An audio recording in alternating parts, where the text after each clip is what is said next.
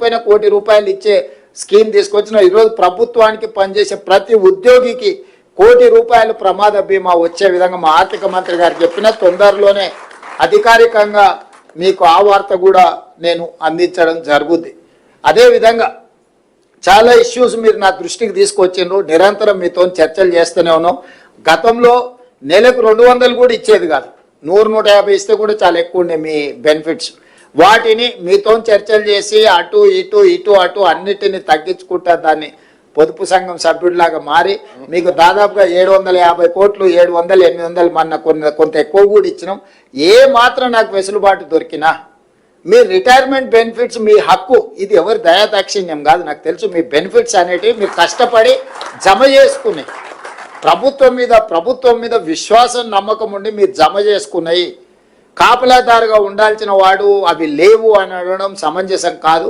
కాకపోతే నాకు 11-12 వేలు పేరుకపోవడం, ఇప్పుడు ఎవ్రీ మంత్ మీ రిటైర్మెంట్ బెనిఫిట్స్ దాదాపుగా 600-700 కోట్లు 1000 కోట్ల రూపాయలు ప్రతి నెల మీరు రిటైర్మెంట్ ఏజ్ పెంచడం వల్ల 58 నుంచి 61 పెంచడం వల్ల ఈరోజు ప్రతి నెల దాదాపుగా నాకు తెలిసి 1000 మంది రిటైర్ అవుతున్నారు, చిన్నోళ్ళు కానీ పెద్దోళ్ళు కానీ.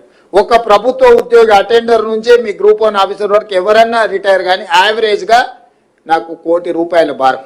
మినిమం 50 లక్షలు, ఎవరైనా సీనియర్ ఆఫీసర్ అయితే 1,20 లక్షలు 1,30 లక్షలు రిటైర్మెంట్ బెనిఫిట్స్ ఇవ్వాల్సి వస్తుంది.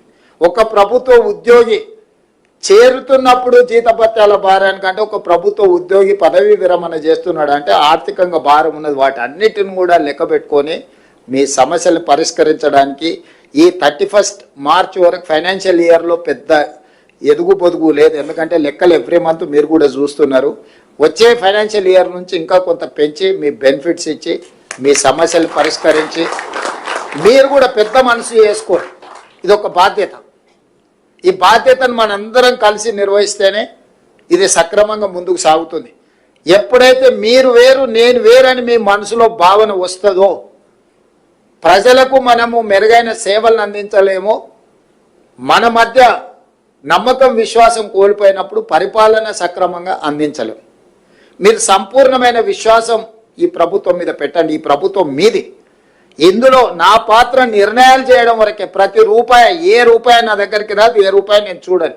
మీరు పెట్టే సంతకాలను బట్టే రూపాయి పోవడం, రూపాయి రాకడ, రూపాయి పోకడ, ఈ రెండు. దీంట్లో నేను నా వైపు నుంచి మీకు విజ్ఞప్తి చేసేది ఏంటంటే, కొత్తగా పన్నులు ఏం పెంచుతలేం మనం, కానీ వసూలు చేయాల్సిన పన్నులు చాలా అవకతవకలు జరుగుతున్నాయి. జిఎస్టీలో కానీ, ఎక్సైజ్లో కానీ, లేకపోతే శాండ్లో కానీ, ల్యాండ్లో కానీ ఇట్లాంటివి అన్ని అవకతవకలు జరుగుతున్నాయి. వాటిని మనం ఒడిసి పట్టుకుంటే చాలు, మన అవసరాలకు సరిపోయేటంత నిధులు ఉన్నాయి. ఇవాళ జిఎస్టీ, ఇన్పుట్ సబ్సిడీలు కానీ ఇట్లాంటివి చాలా ఫ్రాడ్ ఉంది. చాలామంది కట్టడం లేదంటే మనం కొన్ని దగ్గరలో మన అధికారులు, మన వ్యవస్థ, మన ప్రభుత్వము వాళ్ళ దగ్గరికి వెళ్ళి మీరు కట్టండి అని కూడా మనం అడగడం లేదు. ఫర్ ఎగ్జాంపుల్, ఒక చిన్న ఎగ్జాంపుల్ చెప్తా. రియల్ ఎస్టేట్లో ఒక ల్యాండ్ లార్డ్ ఉండి ఒక బిల్డర్కు డెవలప్మెంట్కి ఇస్తే ఒక 50 అపార్ట్మెంట్స్ కట్టింది అనుకోండి, 30 అపార్ట్మెంట్ బిల్డర్కు 20 అపార్ట్మెంట్ భూమి యజమానికి వస్తే ఆ 30 అపార్ట్మెంట్స్ బిల్డర్